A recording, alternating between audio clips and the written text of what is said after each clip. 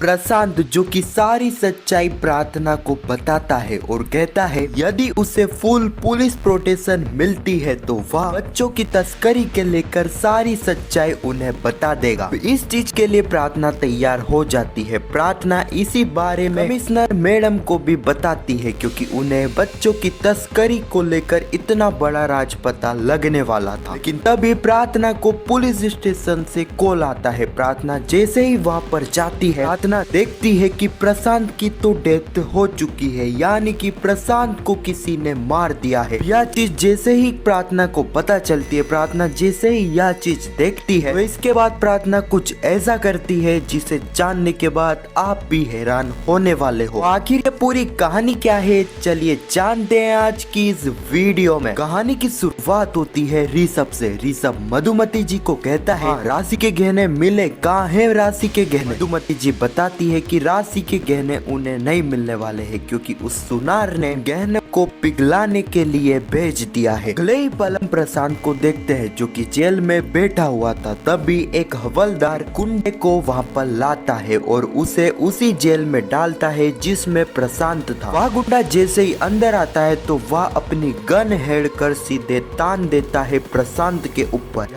देखते ही प्रशांत का सपना खुल जाता है। प्रशांत ये सब कुछ सपने में देख रहा था। देखते ही प्रशांत घबरा जाता है। प्रशांत हवलदार को कहता है कि उसे इसी वक्त एसपी मैडम से मिलना है, उन्हें उसे कुछ राज बताना है। अगले ही पल हम ऋषभ और राशि को देखते हैं जो कि पुष्पा के घर पर आ चुके थे। अभी हम देखते हैं वहाँ पर तितली भी आती है। तितली के हाथ में एक पतंग थी जिसके ऊपर जुगल की फोटो मंडी थी। तितली बताती है कि यह पतंग चिराग भाई ने उसके लिए बनवाई है। अगले पल हम देखते हैं बापुद्रा चौल में मकर संक्रांति स्टार्ट हो जाती है। राशि ऋषभ को कहती है ऋषभ हमें गहने लेने के लिए भी जाना है, इसलिए अब हमें यहाँ से चलना होगा। ऋषभ को तो किसी भी तरह राशि को रोकना था क्योंकि अभी तक राशि के गहनों का जुगाड़ नहीं हुआ था। अगले ही पल हम प्रशांत को देखते हैं जो कि प्रार्थना से मिलने की फिर से जिद करता है। इस बारे में जैसे ही प्रार्थना को पता चलता है तो प्रार्थना प्रशांत से मिलने के लिए हाँ कर देती। प्रशांत जैसे ही प्रार्थना के पास आता है वह कहता है मैम आप मुझे बस पुलिस प्रोटेक्शन दे दीजिए, मैं बच्चों की तस्करी को लेकर सब कुछ आपको बता दूंगा। यह सुनते ही प्रार्थना हैरान हो जाती है। वह कहती है प्रशांत तुम तो छोटे मोटे चोर हो ना, तुम्हें कैसे पता इसके बारे में। प्रशांत कहता है छोटा मोटा चोर तो मैं अब बना हूँ, पहले मैं बच्चों की तस्करी करता था। मैम आप मुझे बस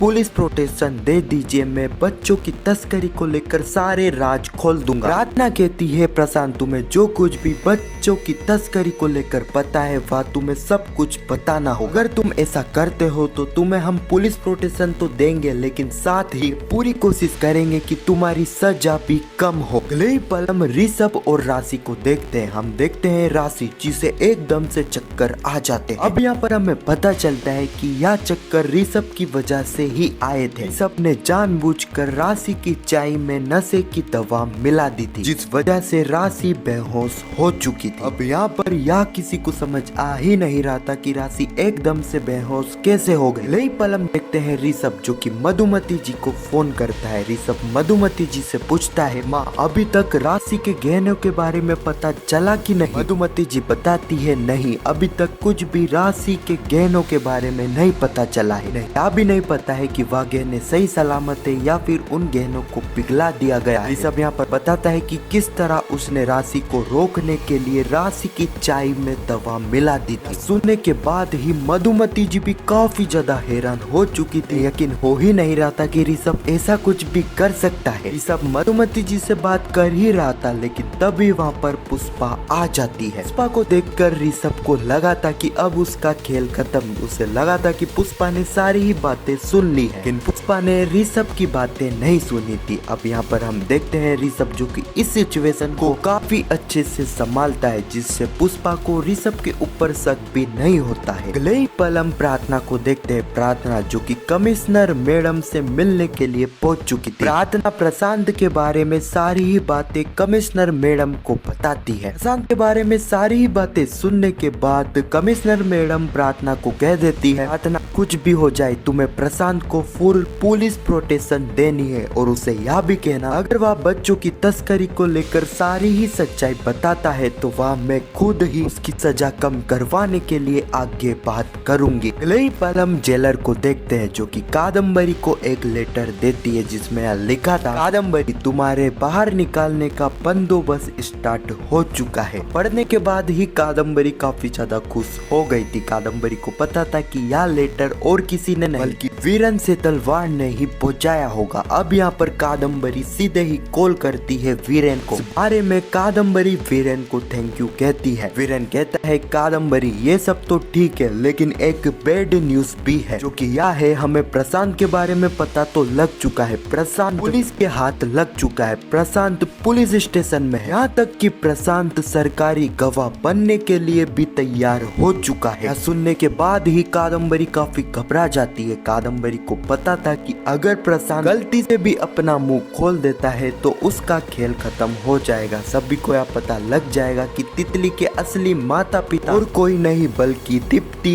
और अश्विन है। कादम्बरी कहती है, वीरेन भाई आपको जल्द से जल्द कुछ करना होगा ताकि प्रशांत अपना मुंह ना खोले। अगले पल हम ऋषभ और राशि को देखते हैं। ऋषभ पूछता है, राशि तुम्हें एकदम से क्या हो गया था? राशि कहती है, ऋषभ पहले मुझे यह समझ में नहीं आ रहा, मुझे ऐसा लग रहा है मैं कहने लेने की बात जैसे ही करती हूँ तो जैसे ये सारी चीजें स्टार्ट हो जाती है। पहले मम्मी जी की तबीयत खराब हुई और अब मेरी। कोई चाहता ही नहीं है कि उन गहनों को मैं वापिस ले आऊं। पुष्पा ये सारी ही बातें सुन रही थी। पुष्पा सोचती है जो गहने उसने दुकान पे देखे थे वह गहने सही में राशि के तो नहीं है। अगले ही पल हम देखते हैं पुष्पा जो कि जैसे ही कॉफी बना रही थी तभी पुष्पा की नजर जाती है एक चाय के गिलास में। पुष्पा देखती है उस गिलास के अंदर पाउडर मिला हुआ था। तभी पुष्पा यहाँ भी देखती है उस गिलास पे लिपस्टिक भी लगी थी और लिपस्टिक तो सिर्फ यहाँ पर राशि ने ही लगाई थी, यानी कि यह राशि के ही चाय का गिलास है। अगले ही पल हम चिराग और प्रार्थना को देखते हैं जो कि यहाँ बैठे थे। तभी प्रार्थना को एक कॉल आता है। प्रार्थना को जैसे ही कॉल पे कुछ बात पता चलती है तो प्रार्थना बिना देरी करे सीधे पहुंच जाती है पुलिस स्टेशन। प्रार्थना अपने सामने देखती है प्रशांत की लाश। जी हाँ, यहाँ पर प्रशांत को किसी ने मार दिया था। देखते ही प्रार्थना के पैरों तले जमीन खिसक गई थी। तो इसी सीन और इसी सस्पेंस के साथ कि आखिर प्रशांत को किसने मारा यह एपिसोड यहीं पर समाप्त हो जाता है। जैसा कि हमें पता है कि यह काम तो सिर्फ एक ही आदमी करवा सकता है जो कि है वीरेन से तलवार। तो जो कुछ भी हमें प्रोमो में बताया है अगर ऐसा सही में हुआ है तो यह चीज वीरेन ने ही करवाई है। अगर ऐसा होता है देखना इंटरेस्टिंग होगा कि क्या यहाँ पर प्रार्थना वीरेन को पकड़ पाएगी या फिर नहीं। तो आने वाले एपिसोड में यही कुछ कहानी है जो कि हमें देखने को मिलने वाली है। खैर आपको क्या लगता है कि क्या यहाँ पर प्रशांत की डेथ होनी चाहिए थी या फिर नहीं, कमेंट में जरूर बताना। और पुष्पा इम्पॉसिबल के आने वाले एपिसोड की ऐसी वीडियो के लिए चैनल को सब्सक्राइब अवश्य करना। जब तक के लिए धन्यवाद।